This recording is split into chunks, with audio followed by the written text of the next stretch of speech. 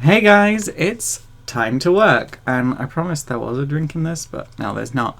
I usually don't drink things like Pepsi because they're quite bad for you, but I don't know. This time I decided I would make an exception because I didn't know there was a Pepsi Max Cherry, and I like cherry flavored things a lot. I love cherries, not when they got the seeds in them. For some reason, I don't like.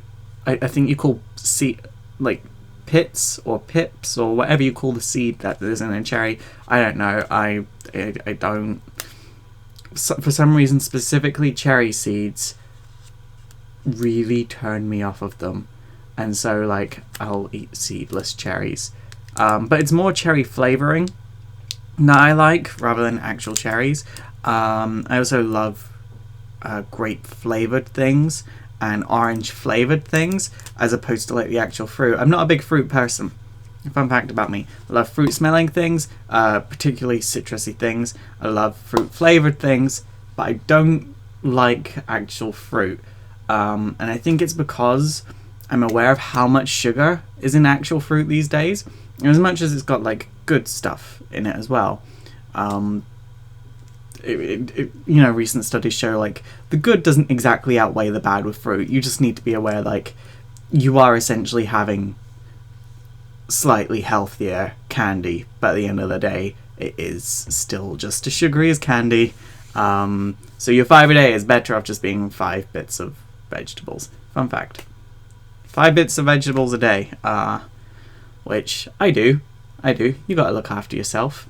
Because if you can't look after yourself, how in the hell are you going to look after somebody else? Can I get an amen up in here? I'm going to pretend that all of you know what that's from. I hope all of you know what it's from. If you don't, go watch RuPaul's Drag Race. Your life will be changed forever. Right, so this new webcam has an autofocus feature, which I won't lie, I was having fun with, pretending I was one of those beauty gurus that do stuff like, I really like this product. Can you see it? Can you see it? Can Oh, it won't focus now. It won't focus. Oh well. Hold up. Will it focus if I did it with this one? Can you see it? No. Maybe it's because I'm recording. I don't. Yeah, there we go. Yeah, I really like this product. Can you see it? That was way too much work for a bit. But oh well. No, today it's a bit of a weird day today because obviously I need to get back into working, which is going kind of well. I've got ideas for videos. One that I know is going to get loads of views and hopefully shared a lot and bring lots of people to my channel. But I also kind of want to start doing more stuff about movies and TV shows. I'm thinking on recapping RuPaul's Drag Race this year, but I'm gonna keep TV show recaps on to Sundays, and Sunday will just be my day to do sort of other media outside of comics. I'm only thinking about it; it's not confirmed. I don't know. I'd like to do it, but it's a whole thing. It's a whole thing because you need to use footage from the TV show, and sometimes TV shows aren't happy with that. And I emailed World of Wonder, WoW Presents, to work with them on something, and they never got back to me. So I don't know if they don't like me, or if they just didn't want to work on that project. So it's a whole thing. I'm one of those people where I will have a lot more respect for someone if they just email back up, sorry, we're not interested in that this time. Or sorry, we can't offer you anything more, or something like that. Because I feel like that's you showing respect to the person. Fair enough, if you're a casting director and you just auditioned 100 actors, you can only email, the actors that actually got the parts. But when it's one person emailing another person for a possible collaboration or a business opportunity, it literally takes seconds to email back, sorry, not interested.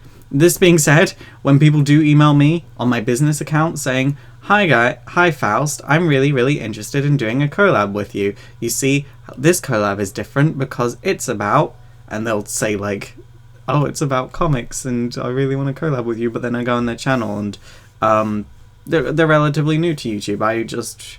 I've got no interest in collabing with them, but just because, like, I like to collab with friends or people that are in my friendship circles. Get to know me first. Get to know me outside of my videos, because YouTube's a weird place where people will try to use you as opposed to get to know you as a person, and I'm not a fan of being used. And if I feel like you're just trying to use me, I'm just like, ignore. You might not be doing that, but get to know me first. There's that. No one's done that recently, though.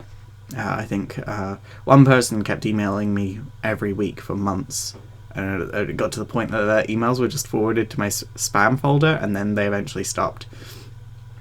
And yeah, that was that with them.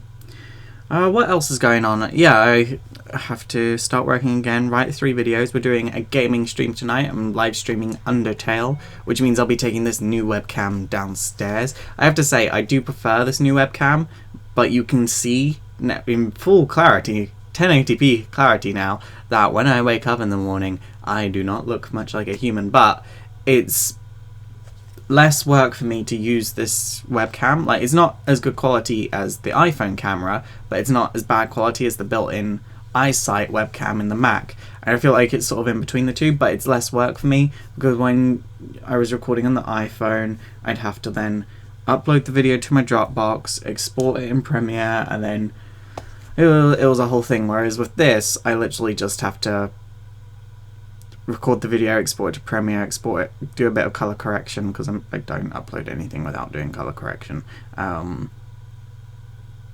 I don't understand why I look so pale on camera, though. Is it because I've got a light right above me that gives off pure white light? Is that because this is not my skin color? This is about 5 shades lighter than my skin color, and a lot more red. I don't have that much red in my skin. My skin's got yellow undertones. This is not my skin at all. Like, you can look at any of my photo shoot pictures and see, like, this is not my skin. I don't know. What I do know is that I am excited to get back into working today.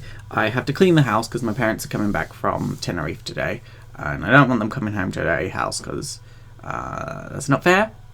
But I am thinking next year, if I haven't already moved to LA, because that's like my main goal for this year, I want to move to LA by September.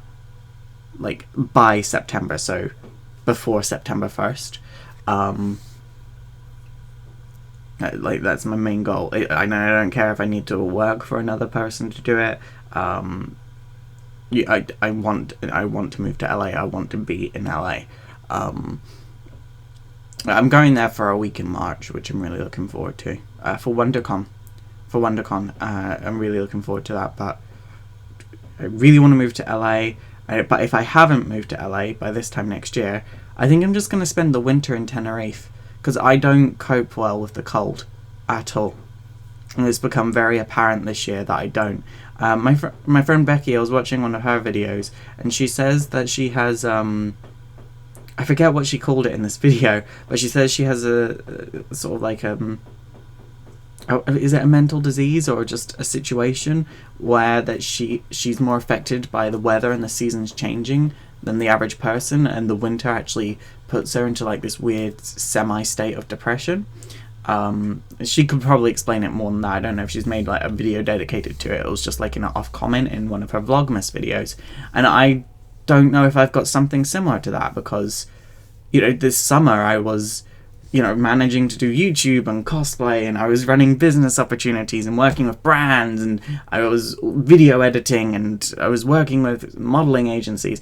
And this winter, it's just like, I don't want to get out of bed in the morning. Like, I'm so down, and I'm looking better than I have done in a while. I'm looking healthier, but I'm not feeling healthier, and I don't know why, but I'm sure I'll feel better in no time. Like, We're almost at the end of January, which means we're almost at the end of February, which means we'll be in March, and in March I go to LA and get to soak up the sun for a week, and I'm going to LA for the last week of March, which means by the time I get back to England, it'll be April, and that means it'll be warm, and I'll get to soak up the sun.